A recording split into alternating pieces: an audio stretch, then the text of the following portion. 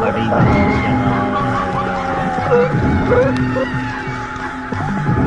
झंडा झंडा।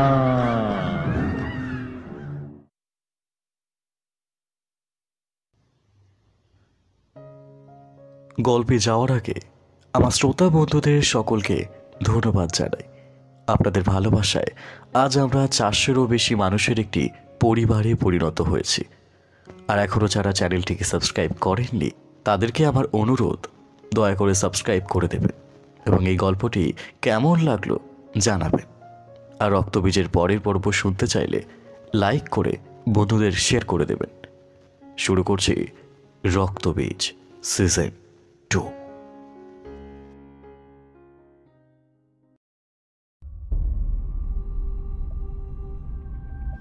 ঘুমিয়ে আছে শিশুর পিতা সব শিশুরই অন্তরে। ছোপ ধরা দেয়ালের গায়ে একটা আধ ভাঙা টিনের বোর্ডের উপর লেখা উক্তিটা। গা শিরশিরিয়ে উঠল ডরোথির। যতদূর চোখ যায় ঢেউ খেলানো জমির উপর গায়ে গায়ে দাঁড়ানো শুধু গাছ আর গাছ। নির্জন বন প্রান্তরে যেন মন্ত্র বলে এই পুরনো হাসপাতালটা আবির্ভূত হয়েছে। তার গায়ে ঝোলানো হয়েছে বোর্ডটা। এখন কি রাত, না ভোর, না গোধূলি? আকাশ অন্ধকার, কিন্তু গাছের পাতায় পাতায় এই নীলচে আলো কিসের? আজ কি পূর্ণিমা? না, রাতের আকাশে যে ঘন মেঘ। হঠাৎ দমকা হাওয়া উঠল। জঙ্গলের মাটিতে পড়ে থাকা শুকনো পাতাগুলো এলোমেলোভাবে উড়তে লাগলো। তার সাথে ধুলো। এ কোথায় দাঁড়িয়ে আছে ডরোথি? ধুধু বনের মধ্যে এই অন্ধকার আধ ভাঙা হাসপাতালের সামনে সে কিভাবে এলো? সে তো এই জঙ্গলে এসে পড়তে চায়নি। সে কি খারাপ কিছু টানে এখানে এসে পড়েছে? বুক হিম হয়ে গেল ডরোথির। তার গায়ের খাকি উর্দি ঘামে ভিজে সপসপে। হঠাৎ হাওয়ার শব্দ ছাপিয়ে একটা শব্দ তার কানে এলো। শুকনো পাতার উপর পায়ের শব্দ। কেউ তার পেছনে তার দিকে এগিয়ে আসছে। এক ঝটকায় ঘুরে গেল ডরোথি। যতদূর চোখ যায় শুধু ফাঁকা বন আর বন। কেউ কি তাকে নিয়ে খেলছে? বিড়াল ইঁদুরকে মারার আগে যেমন খেলে। আবার শুকনো পাতার উপর পায়ের আওয়াজ। ঘুরে যায় ডরোথি। নেই, নেই, শূন্য, শূন্য। এই পৈশাচিক মহারণ্যে সে একা। ছুটতে শুরু করলো ডরোথি, কিন্তু কোথায় যাবে? কত দূর যাবে? চিৎকার করে কাকেই বা ডাকবে? এখানে যে কেউ নেই। না, কিন্তু কেউ আছে। তার অস্তিত্ব টের পেয়েছে ডরোথি। নাকে এসেছে তার নিঃশ্বাসের অশুভ আষ্টে গন্ধ। পড়ে থাকা একটা গাছের ডালে হোঁচট খেয়ে হুমড়ি খেয়ে পড়ে গেল ডরোথি। মুখ তুলে বুঝল তার নাক ফেটে গড়িয়ে পড়ছে রক্ত। দূরে গাছের তলায় অন্ধকার ছায়ায় ঢাকা ওটা কে? কেউ কে ওইভাবে সামনের দিকে ঝুঁকে একভাবে তাকিয়ে আছে তার দিকে। তার মুখ কেন দেখতে পাচ্ছে না ডরোথি? ওটা কি তাহলে সে? সে সেই একইভাবে দাঁড়িয়ে আছে। অন্ধকার ছায়ার ভেতর তার চোখ দুটো যেন ধক ধক করে জ্বলছে। কোকিয়ে উঠল ডরোথি। মাথায় হাত দিয়ে বসে পড়ল। এসব কি হচ্ছে? এই অমানবিক পৈশাচিক জঙ্গলে সে এলো কিভাবে? আর অন্ধকারে ও কে যে তার দিকে কুটিল দৃষ্টিতে এইভাবে দেখছে। অন্ধকার থেকে ছায়ামূর্তি এবার এগোতে থাকলো তার দিকে, যেন হেঁটে নয়, শুকনো পাতার উপর দিয়ে প্রায় ভেসে ভেসে এগিয়ে আসছে সে। একটি পুরুষের অবয়ব, কিন্তু তার মুখ অন্ধকারে অদৃশ্য। দম আটকে আসছে ডরথির, তার যেন উঠে পালানোর ক্ষমতা নেই। আতঙ্কে তার পা দুটো আটকে গেছে মাটির সাথে। হঠাৎ তার হাতে ঠেকল কোমরে ঝোলানো সার্ভিস রিভলভারটা। এক টানে সেটা বের করে আনলো ডরথি। তারপর হ্যামার টেনে অবয়বের বুক লক্ষ্য করে ট্রিগার টেনে দিল। পরপর দুবার, দুটো কান ফাটানোর শব্দ, তারপর সব চুপ।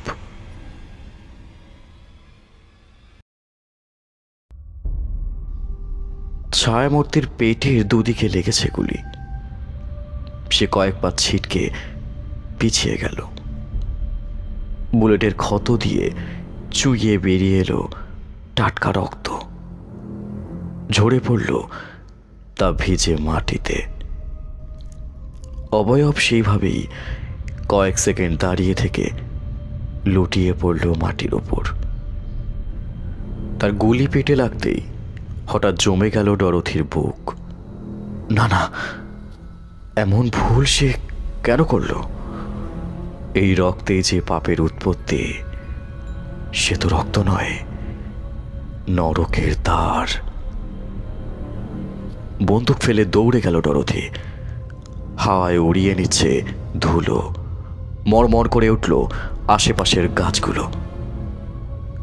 অপার্থিব দেহটির পাশেই মাটি ভিজে রয়েছে চাপ চাপ রক্ত। আর কোনো উপায় নেই। দাঁতে দাঁত চেপে ডরথির রক্তে ভেজা মাটির খাবলা তুলে নিল। তারপর নিজের মুখে ঠেসে কিছু বুঝে ওঠার আগেই গিলে ফেলল মাটির মণ্ডটা। মুখ বিকৃত হয়ে গেল ঘেন্নায়। হঠাৎ একটা প্রচণ্ড হাওয়ার দমক। ডরথির পেছনের শাল গাছটা গোড়া থেকে আলগা হয়ে ঝুঁকে পড়ল ওর ওপর। ধর্মড়িয়ে উঠে বসল ডরথি বোস। ঘাড় ছিঁড়ে যাচ্ছে টানের যন্ত্রণায়। বোধহয় গদির চেয়ারে ঘাড় এলিয়ে ঘুমিয়ে পড়ার ফল। চোখটা খুলেই আশপাশটা দেখে নিল ডরথি। না, এটা তার রোজ দেখা ভবানী ভবনের অফিস ঘর। মোটেও কোনো ঘুটঘুটে জঙ্গল বা এদো পুরো হাসপাতালের সামনে নেই সে। ঘণ্টা বাজিয়ে আরদালিকে ডেকে চা দিতে বলল। ডরথি আইপিএস, বছর 5 আগে হয়েছে। কর্তব্য পরায়ণতার জন্য তার ডিপার্টমেন্টে সুনাম আছে, তেমনটা সে মনে করে। কিন্তু রাজ্য পুলিশের সদর দপ্তরের অলিন্দে কান পাতলেই শোনা যায় সহকর্মীদের মনে ডরথি বোস সম্পর্কে ঠিক কী ধারণা রয়েছে। দুমুখ, নির্লজ্জ, উচ্চাকাঙ্ক্ষী, নিষ্ঠুর। চা খেয়ে মুখে চোখে জল দিয়ে এসে জায়গায় বসতেই সেক্রেটারি খবর দিল ডিআইজি সাহেব ডেকে পাঠিয়েছেন। কুর্তির ওপর গলায় অন্নাটা দিয়ে বেরিয়ে গেল ডরথি।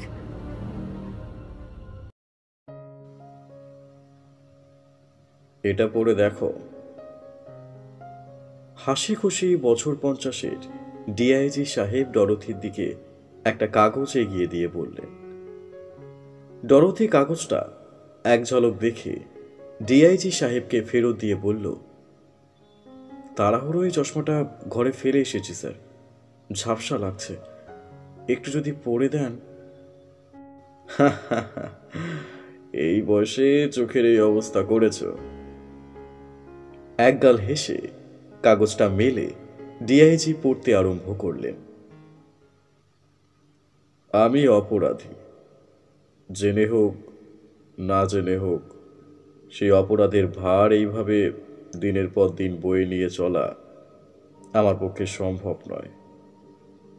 আমি জানি আমার চলে যাওয়াটা হয়তো কোনো সমাধান নয়, বা আমি চলে গেলে আমার জন্য সৃষ্টি হওয়া বিপত্তির কোনো সুরাহা হবে না, কিন্তু আমি শান্তি পাব। আইনের চোখে আমি অপরাধী হই বা না হই, আমার বেঁচে থাকার আর কোনো কারণ বা তাগিদ নেই। চোখের সামনে একে একে আমার প্রত্যেকটা প্রিয় মানুষকে শেষ হতে দেখছি। এই বিধ্বংসের ভাগীদার হয়ে আমার একাকিত্বকে আঁকড়ে ধরে বেঁচে থাকার কোনো মানে হয় না। এটাই হয়তো আমার প্রায়শ্চিত্ত। আমার মৃত্যুর জন্য কেউ দায়ী নয়। শিবানী সেন। কয়েক সেকেন্ড চুপ থেকে ডরোথি বলল, সুসাইড নোট?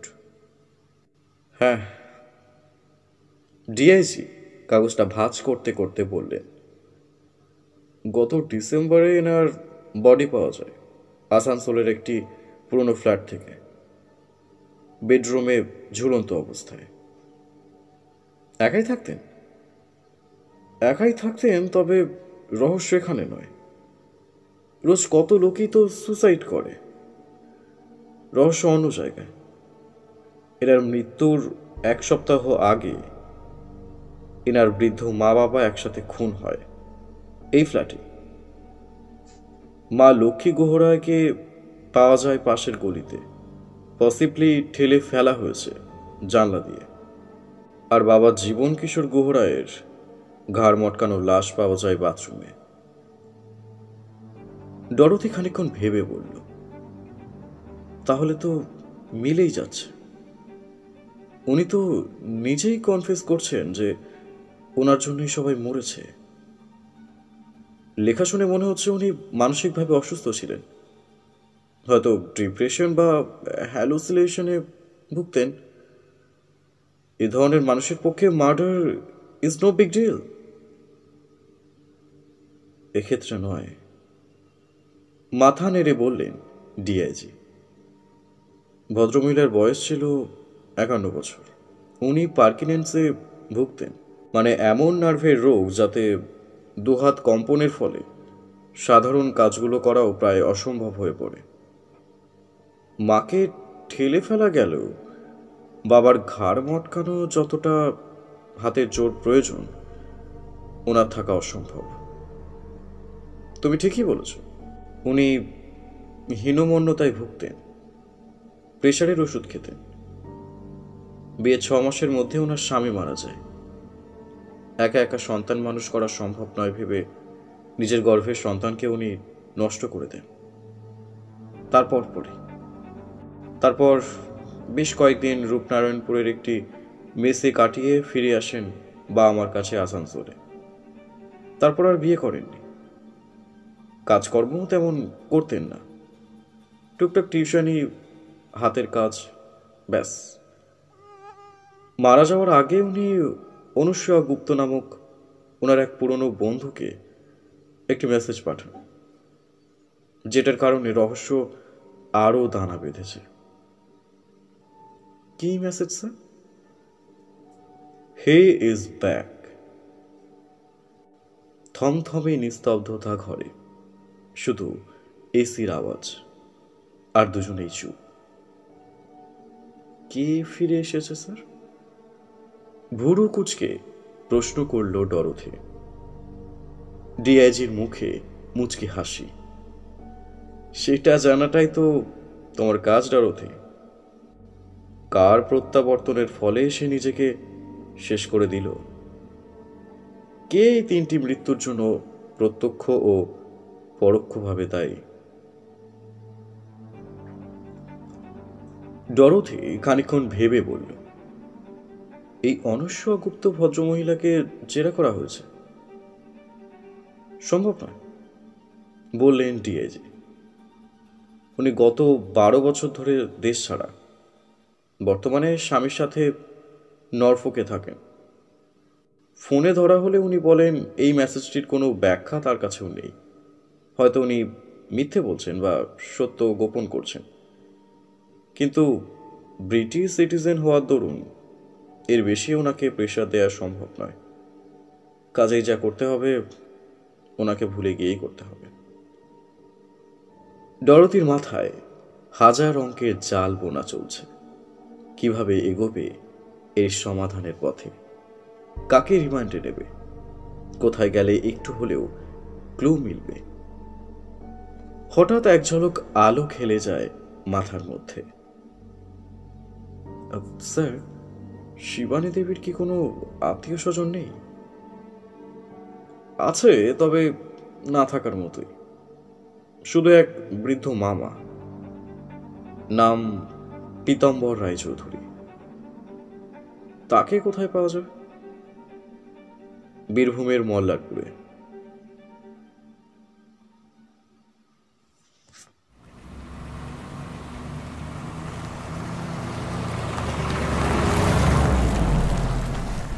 ডরোথির গাড়ির চাকা যখন মল্লারপুরের মাটি স্পর্শ করল, তখন বিকেল গড়িয়ে সন্ধে হয়।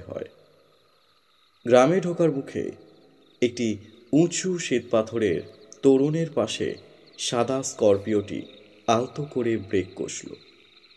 ধুধু মাঠের মাঝখান দিয়ে কাঁচা রাস্তা চলে গেছে। দূরে গ্রামের টিমটিমে আলো দেখা যাচ্ছে। ডরোথি মুখ বের করে দেখল, তোরণটার ওপর একটি বয়স্ক মানুষের আবক্ষ মূর্তি বসানো। শেষবেলার নিভু নিভু আলো মুখের খাঁজগুলোতে পড়ে আলো আঁধারের সৃষ্টি করেছে। তলায় শ্যাওলা ধরা মার্বেলের ফলকে খোদাই করে কিছু একটা লেখা। আধো অন্ধকারে ভালো দেখা যাচ্ছে না। ডরোথি বলাতে ড্রাইভার হেডলাইট ওপরে করে দিল। ঈশ্বর গঙ্গাধর রায়চৌধুরী, 1877 থেকে 1957, মল্লারপুরের জনক ও পরিত্রাতা। বাঁকা হাসি হাসল ডরোথি। আশেপাশের ঝোপ জঙ্গল থেকে ঝিঁঝি পোকা ডাকতে আরম্ভ করেছে। নির্জন মাঠের মাঝখানে দাঁড়িয়ে ডরোথি আর তার ড্রাইভার। লোকাল থানা থেকে আসার কথা ছিল। আচ্ছা, ব্যাকেলে তো। ডরোথি হাত ঘড়িটা দেখল, 6:10। যদি আর 10 মিনিটের মধ্যে তারা না আসে, তাহলে ওসিকে কালকের মধ্যে বদলির ব্যবস্থা করার কথা ভেবে ফেলল ডরোথি। দূরে হঠাৎ একটা ছোট্ট আলোর বৃত্ত দেখা গেল। গাড়ি থেকে নেমে দাঁড়ালো ডরোথি। অন্ধকার চিরে শ্যামলা গোছের একটা লোক টর্চ হাতে এসে দাঁড়িয়ে স্যালুট করল ডরোথিকে। গায়ের উর্দি দেখলে বোঝাই যায় সে হাবিলদার। তোমাকে পাঠিয়েছে আমার রিসিভ করতে? বিরক্তি সুরে জিজ্ঞেস করল ডরোথি। না ম্যাডাম, স্যার এসেছিলেন। গাড়িটার এক্সেল ভেঙে গেছে মাঝ রাস্তায়, তাই আমায় এগিয়ে আসতে বললেন স্যার। লোকটিকে গাড়ির পেছনে তুলে নিয়ে গাড়ি চলতে শুরু করলো। অন্ধকার মাঠের মধ্যে দিয়ে টানা মেঠো রাস্তা, দুদিকে লম্বা ঘাসের ঝোপ। আলো বলতে শুধু গাড়ির হেডলাইট। গাড়িটা একটা ঢালের পাশ দিয়ে বাঁদিকে বাঁক নিতেই ডান দিকে ঝোপের ধারে একটা জিপকে কেতরে পড়ে থাকতে দেখা গেল। রোকে রোকে রোকে ড্রাইভার সাহেব, রোকে। হাবিলদারটি পেছনের দরজা খুলে নেমে গেল। ডরোথিও নামল। জিপের নিচের দিকে দুজন মেরামতির কাজে ব্যস্ত ছিল। স্করপিওটাকে থামতে দেখেই দুজনেই উঠে দাঁড়িয়ে স্যালুট করল। বোঝাই যায় একজন ড্রাইভার। অন্যজনের দিকে ডরোথির নজর হঠাৎ আটকে গেল। হাতের কোনোই অবধি গ্রিজ লাগা, 6 ফুটের ওপর লম্বা, আর সন্ধ্যের অন্ধকারেও ঝলমলে বুদ্ধিদীপ্ত চোখ, খাকি উর্দি পরা। এমন সুপুরুষ মূর্তি ডরোথি এর আগে দেখেছে বলে মনে করতে পারল না। ইন্সপেক্টর অমর মজুমদার ম্যাডাম। ডরোথি চোখ সরালো না। গলার স্বর ভরাট আর গমগমে। ওদিকে ড্রাইভার কামাল আর হেড কনস্টেবল মৃত্যুঞ্জয় নস্কর, এছাড়াও এসআই ফিরোজ মণ্ডল আর দুজন সেপাই স্টেশনে রয়েছে। ডরথি দেরি হওয়া নিয়ে কিছু বলতে গিয়েও পারল না। আপনি কি এখন স্টেশনে যাবেন না কোয়ার্টারে? অমর জিজ্ঞেস করল। রাত হয়ে গেছে, এখন স্টেশনে গিয়ে কাজ নেই। ডরথির থাকার ব্যবস্থা করা হয়েছিল জনবহুল এলাকা থেকে একটু দূরে একটা বিচ্ছিন্ন পুরনো একতলা বাড়িতে। বাড়িটার সামনে অনেকটা জমি, একটা ছোট ডোবা, তার পাশ দিয়ে সোজা 5 মিনিট হেঁটে গেলেই থানার পেছনের গেট। ডরথির কেয়ারটেকার হিসেবে গ্রামেরই একটি মেয়েকে রাখা হয়েছে, যে তার খাওয়া দাওয়ার ব্যবস্থা করে দেবে। ড্রাইভারটি থাকবে থানাতেই। ডরথিকে ঘরে ছেড়ে অমর আর মৃত্যুঞ্জয় থানার দিকে যাবে এমন সময় পেছন থেকে ডরথি ডাকল, অমর। ম্যাডাম, তুমি কি রাতে থানাতেই থাকো?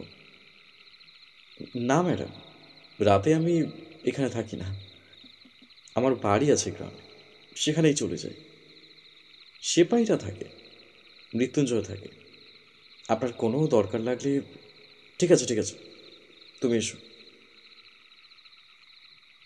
যে মেয়েটিকে ডরথির কেয়ারটেকার হিসেবে রাখা হয়েছে তার নাম শ্যামা, গ্রামেরই মেয়ে, তবে রান্নার হাতটা চমৎকার।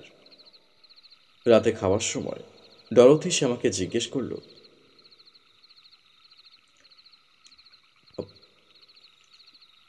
আরে পীতম্বর রায়চৌধুরীকে চিনিস?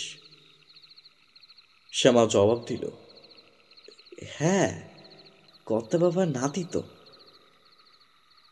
কর্তা বাবা? মল্লারপুরে সবাই চেনে। বহু বছর আগে মল্লারপুরে একবার মহামারী লাগে, তখন কর্তা বাবা আর তার ছেলে মেয়ে মিলে কোমর বেঁধে সবার সেবা শুশ্রূষা করে। তখনকার দিনে না ছিল ভালো বদ্যি, না কোনো হাসপাতাল। কলকাতা থেকে ডাক্তার এনে নিজের ঘরের টাকা জলের মতো ঢেলে গ্রামের মানুষগুলোকে বাঁচিয়ে তোলে।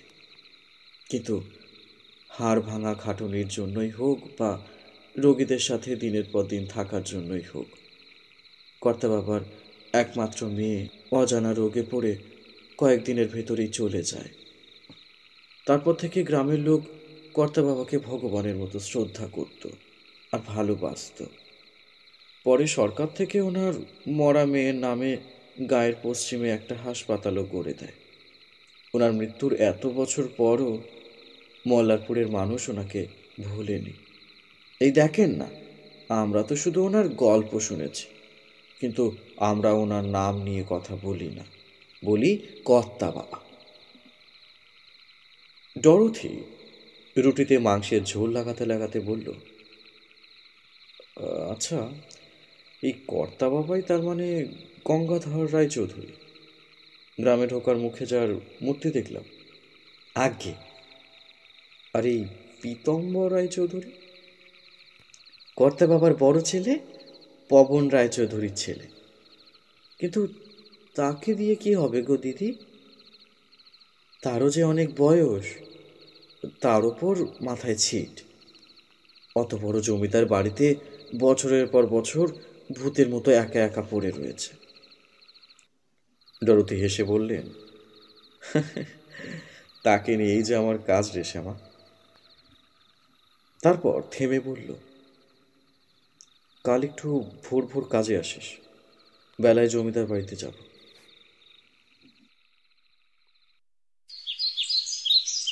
মেঘে ঢাকা আকাশের নিচে যেই ফটকটা মাথা তুলে দাঁড়িয়ে আছে, বোঝাই যায় একসময় তার জৌলুস ছিল অতি উজ্জ্বল। কিন্তু আজকালের গ্রাসে ক্ষতবিক্ষত যেই সিংহ দুয়ারটার সামনে এসে ডরথির গাড়ি দাঁড়ালো, সেটিকে রায়চৌধুরীদের অতীতের ঐতিহ্যের কঙ্কাল বললে একটুও বেমানান হবে না। থামের গা বেয়ে গাছ গজিয়েছে, ইটগুলো একে অপরের সাথে মরিয়া হয়ে ঝুলে রয়েছে। মাথার ওপর শিরোচ্ছেদ হওয়া মূর্তিটি এককালে একটি সিংহের ছিল। আজ ভোর থেকে ঝড়ো হাওয়া দিচ্ছে, সূর্যের দর্শন একেবারের জন্য পাওয়া যায়নি। গাড়ি থেকে নেমে ডরোথি আর অমর মূল ফটক পেরিয়ে চাতালে ঢুকল। হেড কনস্টেবল আর ড্রাইভার গাড়ি নিয়ে এগিয়ে গেল পুকুরের ধারে পার্কিং করবে বলে। ঘাড় ঘুরিয়ে ঘুরিয়ে দেখতে লাগলো ডরোথি। কি করুণ অবস্থা এত বিশাল একটা স্থাপত্যের! যেন কোথাও একটু হাত লাগলেই ধুলো হয়ে ঝরে পড়ে যাবে গোটা বাড়ি। একটু অন্ধকার প্যাসেজ পেরিয়ে সিঁড়ি দিয়ে উপরে উঠে গেল ডরোথি। মাথার ওপর চিলে কোঠা, কিন্তু তার চাল জায়গায় জায়গায় ভেঙে গিয়ে দিনের আলো এসে পড়েছে সিঁড়ির ওপর। নয়তো গোটা বাড়িটাই এই দিনের বেলাতেও কেমন অন্ধকার অন্ধকার। দোতলার করিডরে উঠতেই ডরোথি আর অমর থমকে দাঁড়িয়ে গেল। একটা বিদঘুটে আষ্টে গন্ধ গোটা করিডর জুড়ে। এখানে হাওয়াটাও কেমন যেন স্যাঁতসেঁতে, খানিকটা সমুদ্রের পাড়ে যেমন হয়। সামনে ডান দিকের দরজাটা খোলা, ওইটাই বোধ হয় পীতাম্বর বাবুর ঘর। ঘরের চৌকাঠের সামনে এসে দাঁড়ালো দুজন, আর প্রায় গা গুলিয়ে বমি এসে গেল। গন্ধটা এখানে বিকটভাবে কড়া। ঘরের মাঝখানে একটা আরাম কেয়াদায় খালি গায়ে এক বৃদ্ধ আধ বোঝা চোখে বসে আছে। ঘর ভর্তি আবর্জনায়, কোথাও ডাই করে রাখা কাপড়ের স্তূপ, কোথাও ভাঙা ফার্নিচারের টুকরো, মেঝেতে নানা রকম বয়াম আর শিশি। তাদের কোনোটায় দুটো বিস্কিট, কোনোটাও একটু মুড়ি, কোনোটাও খালি। পীতাম্বরবাবু, মলয়েম সুরে ডাকলেন ডরোথি। কে? চোখ খুলল বৃদ্ধ। দেখেই বোঝা যায় বাম দিকে চোখটা ছানি পড়ে প্রায় অকেজো। অপর চোখটাও কতটা কাজ করে বলা মুশকিল। নাকে মুখে রুমাল চাপা দিয়ে ঘরে ঢুকল ডরোথি আর অমর। ডরোথি তাকিয়ে দেখল ঘরের দেয়াল জুড়ে প্রচুর দেবদেবীর ছবি। সবই অত্যন্ত পুরনো, রং চটা, ফ্রেম ভাঙা। কিন্তু একটা ব্যাপার প্রায় প্রত্যেকটা ছবিতেই দেখা যাচ্ছে। প্রত্যেক দেবদেবীর মুখের কাজটা যেন কালশিটে পড়ে গেছে। তলায় কুপি ধরলে যেমন ভূষো কালি পড়ে, ঠিক তেমন। কারা তোমরা? গমগমে গলায় বৃদ্ধ প্রশ্ন করল। ডরোথি একটু ভেবে গলা নামিয়ে বলল, আমরা থানা থেকে এসেছি। কয়েকটা বিষয় আপনার থেকে জানা দরকার। আপনাকে বেশিক্ষণ বিরক্ত করব না। ডরোথি আর অমর কেউই উর্দি পড়েছিল না বলেই বোধহয় বুড়ো একটু শান্ত হয়ে আবার গা এলিয়ে দিল। বলো, কি জানতে চাও? ঘরের ভেতরটা আধো অন্ধকার। আলো যা আসছে সামনের দরজা দিয়ে, পূব দিকে দুটো জানালাই সেটে বন্ধ করা, এবং তা বহুদিন থেকে বন্ধ। তার সামনে রাখা আবর্জনার স্তূপ দেখলেই তো বোঝা যায়। আপনার ভাগ্নির ব্যাপারে আপনি খবর পেয়েছেন? মার্জিত শব্দ চয়ন করল ডরোথি। পেয়েছি। আর আপনার বোন আর ভগ্নিপতি? তাদের খবরও আমায় জানানো হয়েছে। আধ বোঝা চোখেই বৃদ্ধ উত্তর দিলেন। ডরোথি আর অমর মুখ চাওয়াচাওয়ি করল। এই বয়সে এত নির্লিপ্ত ব্যবহার হওয়াটা স্বাভাবিক হয়। এক যদি না বোনের পরিবারের সাথে ওনার সম্পর্ক চুকে গিয়ে থাকে। বুঝতেই পারছেন, আপনার বোনের পরিবারের মৃত্যুগুলো স্বাভাবিক নয়। হয় আপনার ভাগ্নি বা তার গোটা পরিবার কোনো ডিলিউশন বা প্যারানিয়ার শিকার ছিল, বা হয়তো তৃতীয় কেউ তাদের মৃত্যুর জন্য দায়ী। এই বিষয়ে আপনি কোনো আলোকপাত করতে পারবেন? বৃদ্ধ এবার চোখ মেলে তাকালেন। তার নজর ডরোথি থেকে অমর হয়ে আবার ডরোথিতে ফিরে এলো। বসো। দরজার পাশে দুখানা ভাঙা মোড়া ছিল। অমর সেই দুটো টেনে এনে একটায় ডরোথিকে বসতে দিল, একটায় নিজে বসল। পীতম্বর রায়চৌধুরী বলতে আরম্ভ করলেন,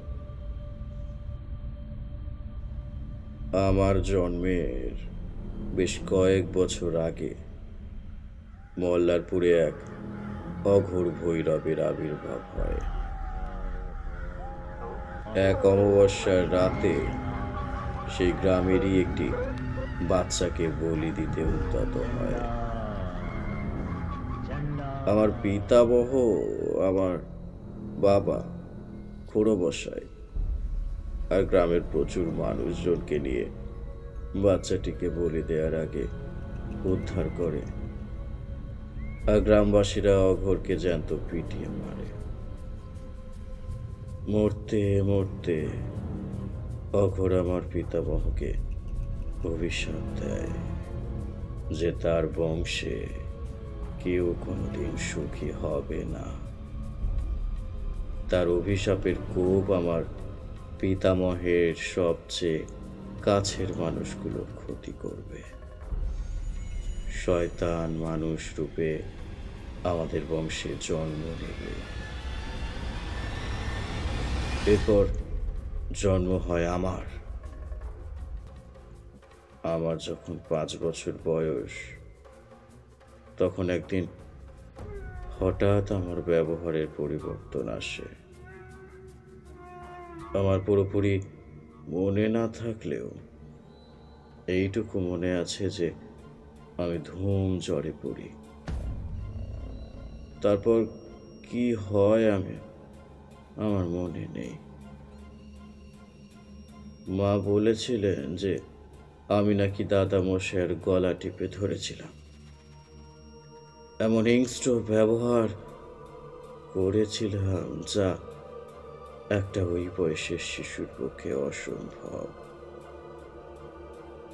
এরপর জন্ম হয় লক্ষ্মীর, মানে শিবানীর মার, আমার খুড়তুতো বোন।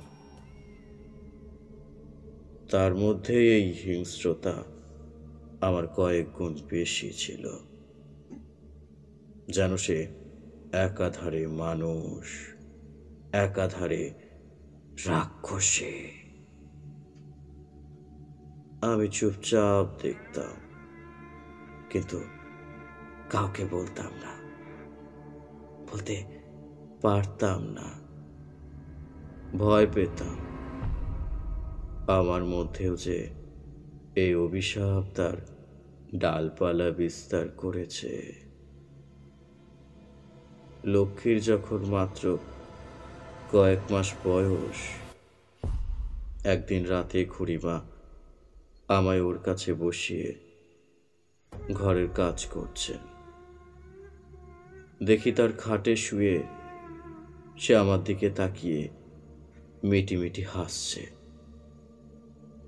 আমি কাছে যেতেই বুঝতে পারি সে আমার দিকে নয়, আমার পেছনে রাখা আয়নাটার দিকে তাকিয়ে হাসছে। কাকে দেখতে পেয়েছে সে আয়নায়? আমি পেছনে তাকালাম, আয়নায় দেখলাম নিজের প্রতিচ্ছবি। কিন্তু কিন্তু আমার ঘাড়ে ওকে চেপে বসে আছে। বোঝার আগে আয়নার মাঝখান দিয়ে চির খেয়ে খান খান হয়ে ভেঙে ঝরে পড়ল ঘরের মেঝে। তাকিয়ে দেখি লক্ষ্মী প্রস্রাব করে ফেলেছে, কিন্তু মুখে তখনও সেই বুক হেম করা হাসি লেগে আছে তার। আজ এত বছর পর বলেই তোমাদের বলতে সাহস পাচ্ছে। সকলে জানে পৌষ কালী পূজার রাতে দাদামশাই ছাদ থেকে পা পিছলে পড়ে মারা গিয়েছিল। সেই রাতেই আমি চুপি চুপি ওনার পেছনে পেছনে ছাদে উঠেছিলাম। দেখি লক্ষ্মী বলি দেয়া পাঁঠার মাথাটা থেকে টাটকা রক্ত চুষে চুষে খাচ্ছিল। দাদামশাই ওকে টেনে ছাদ থেকে নামিয়ে আনতে চান, কিন্তু কিন্তু লক্ষ্মী এক লাফ দিয়ে পাঁচিলের উপর উঠে পড়ে। দাদামশাই হন্তদন্ত হয়ে ওকে উদ্ধার করতে যান। লক্ষ্মী রক্ত মাখা হাত দিয়ে ওনার গলা টিপে ধরে বলে, সে আসছে। তারপর এক ঝটকায় দাদামশাইয়ের অত বড় শরীরটাকে পাঁচিলের উপর দিয়ে ঠিক বাঁচি খাইয়ে ফেলে। উনি গিয়ে সজোরে পড়েন নিচে শান বাঁধানো উঠানে।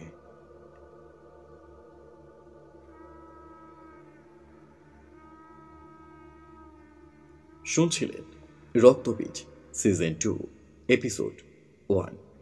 গল্পের পরবর্তী অংশ শুনতে হলে এখনই লাইক করুন, বন্ধুদের সাথে শেয়ার করুন এবং কমেন্ট বক্সে লিখুন পরের পর্ব।